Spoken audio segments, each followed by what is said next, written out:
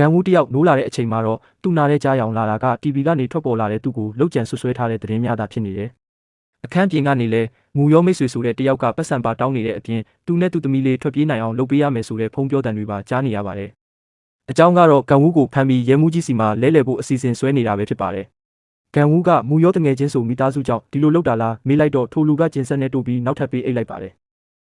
။ကင်မရာပေါင်းစုံနဲ့မှတ်တမ်းတင်ရိုက်ကူးပြီးမေးမြန်းဖြေဆိုနေကြပါတယ်။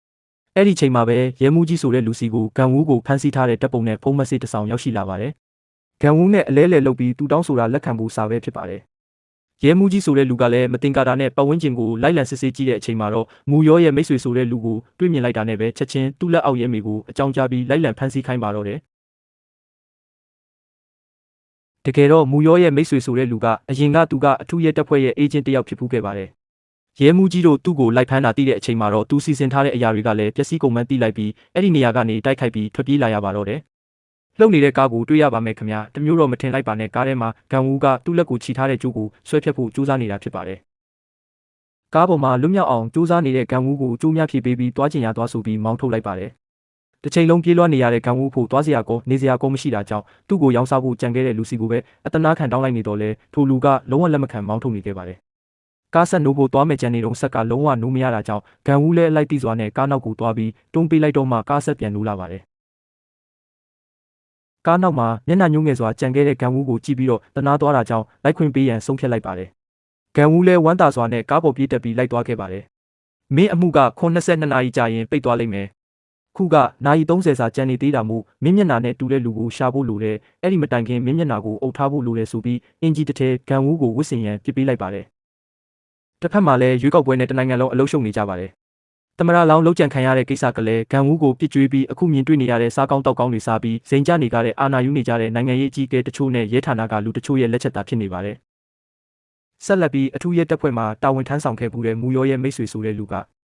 ဝန်ထမ်းတွေကတယောက်ကိုမင်းနဲ့ပုံစံတူမျက်နှာကိုပလက်စတစ်ဆာဂျရီလုပ်ထားတာဖြစ်နိုင်တယ်လို့ကန်ဝူကိုပြောပြနေပါတယ်။အစိုးရနဲ့ပြည်သူတွေကိုအထင်မှားအောင်မင်းနဲ့ပုံတူဆာဂျရီလုပ်ပြီးတက်တေတူဖန်တီးပြီးနိုင်ငံရေးကိုအသုံးချနေကြတာ။အဲ့ဒါနဲ့ပဲကန်ဝူကကျွန်တော်လိုလူကိုအဲ့လောက်လုပ်ဖို့လိုလို့လားမေးလိုက်တော့မင်းတယောက်ထဲတောင်မဖြစ်နိုင်ဘူးအသုံးသာချလို့ရရင်ပြစ်မှတ်ကဘယ်သူမှမဆိုဖြစ်နိုင်တယ်လို့ဖြေလိုက်ပါတယ်။သူတို့နှစ်ယောက်ဆောင်ဆိုင်နေတဲ့ပစ္စည်းရောက်လာခဲ့ပါတယ်။အဲ့ဒါကတော့ပလက်စတစ်ဆာဂျရီလုပ်တဲ့ခွဲစိတ်ဆရာဝန်တွေရဲ့စည်ရင်အချက်လက်တွေပဲဖြစ်ပါတယ်။အေဂျင့်ဟောင်းကြီးကကန်ဝူကိုဒီဖိုင်တွေထဲမင်းမြင်ဘူးတဲ့လူပါလားလို့ရှာခိုင်းခဲ့ပါတယ်။ကန်ဝူလည်းလိုက်ကြည့်တဲ့အခါမှာတော့ယူမီရဲ့အကိုဝမ်းကွဲဆိုပြီးသူ့ကိုယူမီကမိတ်ဆက်ပေးခဲ့ဘူးတယ်ဆိုပြီးရှာတွေ့သွားခဲ့ပါတယ်။ဒါပေမဲ့လည်းအဲ့ဒီလူကိုဘယ်မှာရှာရမှန်းမသိကြပါဘူး။အချက်လက်ထဲကြည့်လိုက်တော့အဲ့ဒီလူကကွာရှင်းမှုနဲ့တရားရင်ဆိုင်နေရတယ်ဆိုပြီးသိရှိသွားတဲ့အခါမှာတော့